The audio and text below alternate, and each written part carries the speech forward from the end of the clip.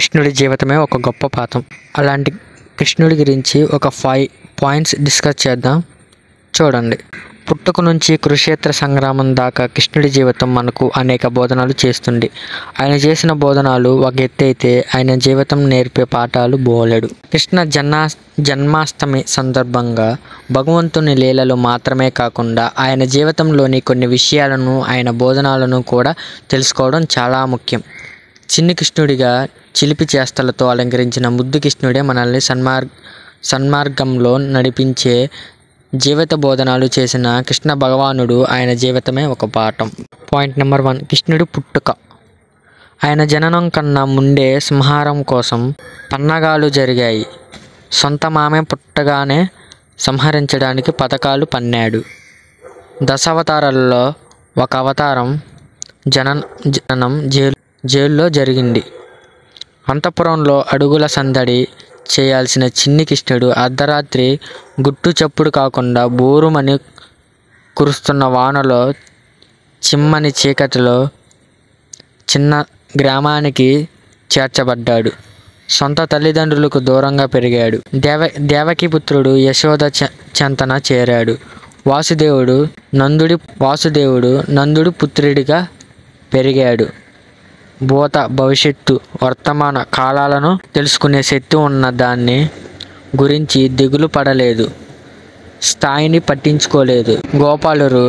గోపికలతో కలిసి ఆనందమైన బాల్యం గడిపాడు.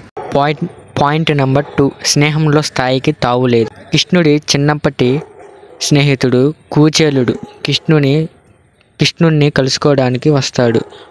ఆయన దిన పరిస్థితి వల్ల కృష్ణుడికి అటుకులు మాత్రం బహుమతిగా తీసుకురాగలుగుతాడు. అవి కూడా ఆయన భార్య భిక్షతాన చేసి సంపాదించినవి. స్థాయిని మర్చిపోయి అతన్ని గుర్తుపట్టి ఆలింగనం చేసుకుంటాడు. ఆ అటుకులే మహాప్రసాదంగా స్వీకరిస్తాడు. అతని దిన పరిస్థితిని అర్థం చేసుకొని మహాభోగాలు, సంపద ప్రసాదిస్తాడు. స్నేహం విలువ చాటి చెప్పాడు. పాయింట్ నెంబర్ 3, ఆడపిల్లలకు అవమానం జరిగితే ఊరుకోలేడు కృష్ణుడు. ద్రౌపదిని పందెంలో ఓడిపోతారు పాండవులు.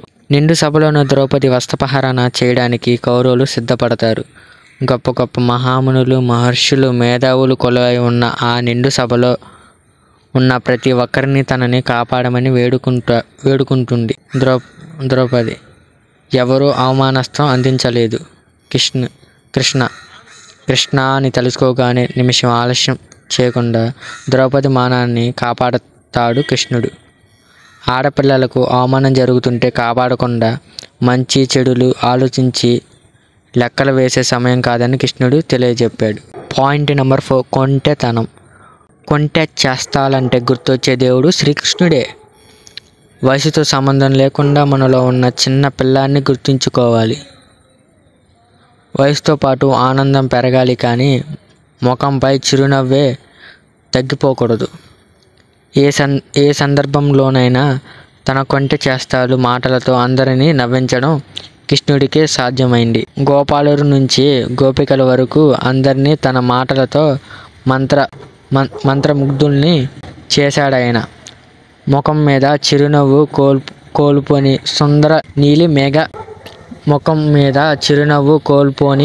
సుందర నీలి మేఘశ్యాముడైన కృష్ణుడే.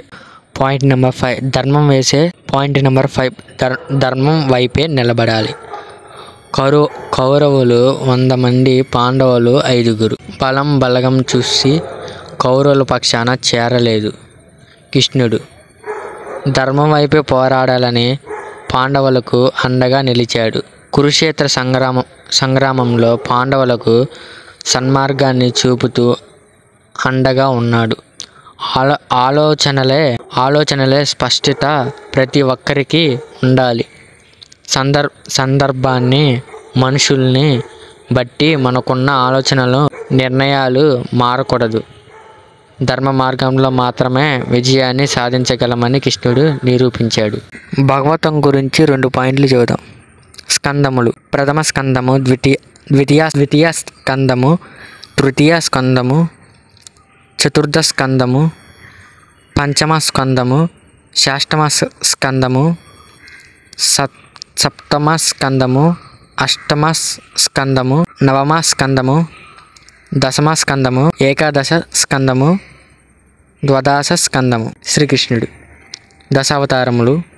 హిందూ ధర్మశాస్త్రాలు రామాయణం, మహాభారతం, పురాణాలు, వేదవ్యాసుడు, ఆంధ్ర మహాభాగవతము, బమోర పోతన. మధుర నగరాన్ని ఎవరు పాలిస్తున్నాడు కింద కామెంట్ చేయండి.